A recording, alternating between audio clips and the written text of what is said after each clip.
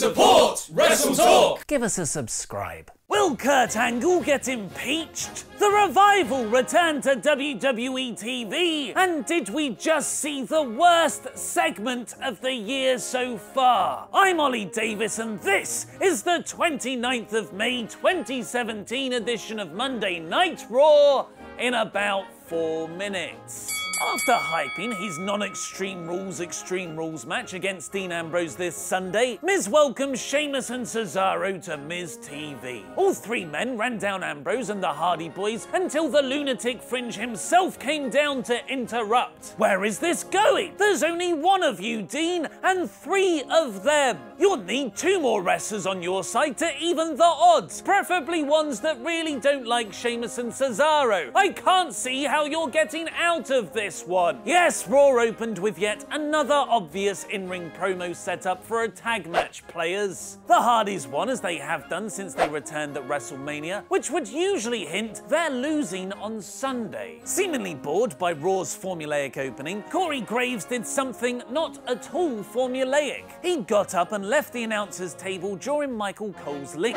He needed to show Kurt Angle a text message, which could apparently ruin the Raw general manager. The mystery is a welcome and intriguing change from Raw's autopilot storylines, which means it'll probably get dropped next week and we'll never hear about it again. The Drifters opening song didn't get nearly as much heat here as it did in his debut match last week, but despite the crowd's indifference, Samson had yet another solid showing, dominating Evans in a smartly booked squash match. Bray Wyatt, Finn Balor and Samoa Joe had a really good 3-way, with Bray and Joe teaming up against Balor for the majority. Joe got the win, stealing the pin after Balor hit the coup de grace on Wyatt. The match told the story that even if you hit your finisher in this weekend's 5-way, anyone could steal the victory. Rich Swann beat Noam Dar in a 3-minute match that was more to do with Sasha Banks versus Alicia a feud entirely based on Alicia botching a finish 3 weeks ago. The Raw Women's Division, everybody. For the 2nd week in a row, Enzo Amore was found knocked out cold backstage. Is it the Revival? Generic WWE interviewer number 3 pointed out they were backstage last week.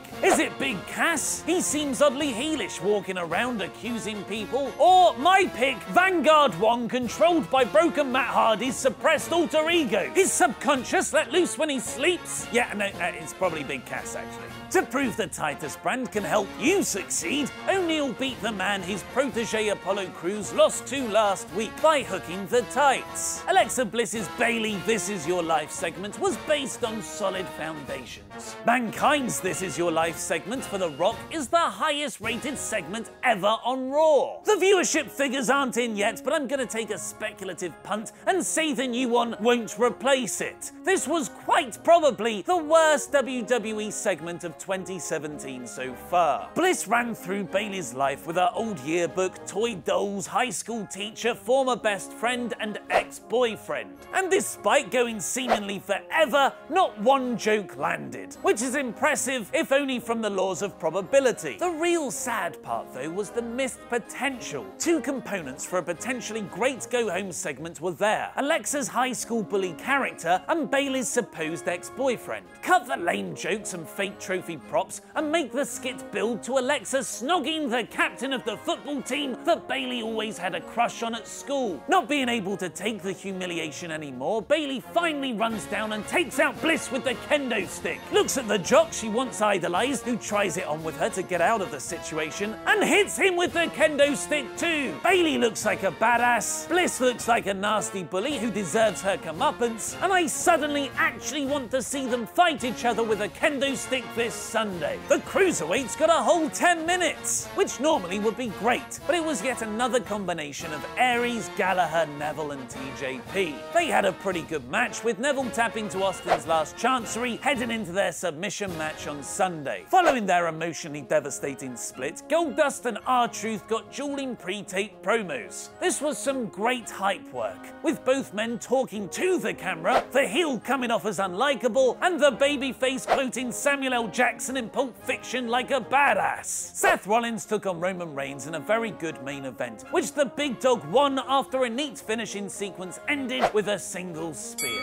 So that was this week's Raw in about 4 minutes. Here's the usual ratings recap from top to bottom in awe, core, average, poor, and bore. I'll reveal my rating very shortly, but first, vote in the poll above my head to give yours. I'll announce the results in tomorrow's WrestleTalk news. WWE continue their streak of consistently uninspiring go-home episodes that do nothing to make me want to buy the pay-per-view. That's the trappings of the network era. While I did enjoy the 2 mystery angles set up and the Wyatt, Joe Balor and Rollins Reigns matches, this episode will only be remembered for the awful This Is Your Life segment.